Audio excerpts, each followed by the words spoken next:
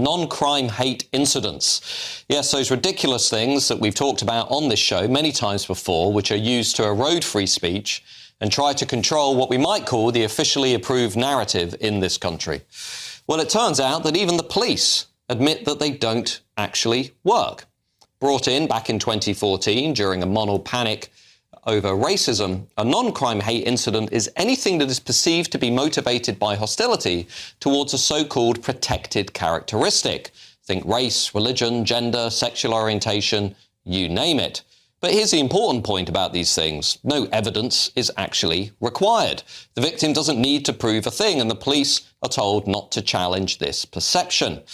It's not about fighting crime, it's about thought policing. Silencing people, imposing a culture of fear where people are afraid to speak freely in this country in case they get slapped with a record for saying something that somebody didn't like.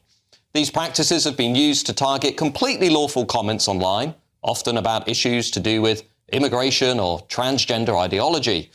Take, for example, Telegraph journalist Alison Pearson, who on Remembrance Sunday last year had police at her front door who informed her that an anonymous accuser had reported a year-old tweet of hers claiming that it was, you guessed it, offensive. She was then told that she was under investigation for something that she had typed online and asked to come into the police station. And this was not a freak outlier. This has happened to ordinary people up and down this country. Police time wasted and free speech under attack.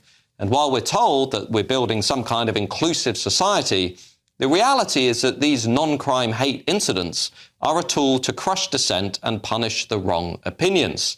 And it really isn't just a fringe issue. Between 2014 and 2019, shockingly, some 120,000 non-crime hate incidents have been logged in this country. And according to the Free Speech Union, that figure has now doubled to more than 250,000 by the year 2024.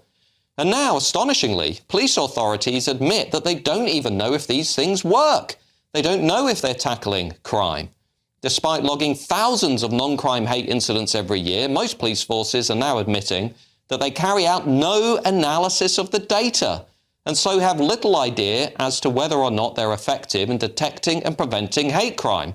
Of course, that hasn't stopped Labour's Yvette Cooper announcing after the Southport atrocities that she's going to expand non-crime hate incidents. All of which begs the obvious question, why on earth are we even imposing these things on the British people? Not only are they a threat to free speech and individual liberty on these islands, but they aren't even effective at stopping crime, which is why I think that we should abolish them altogether and get back to doing what we used to do in this country, protecting free speech, defending free expression, standing up for individual freedom, and ensuring that we have a vibrant public square with a genuine diversity of views and opinions, including, yes, even ones that we might find offensive, because that's what a free society looks like.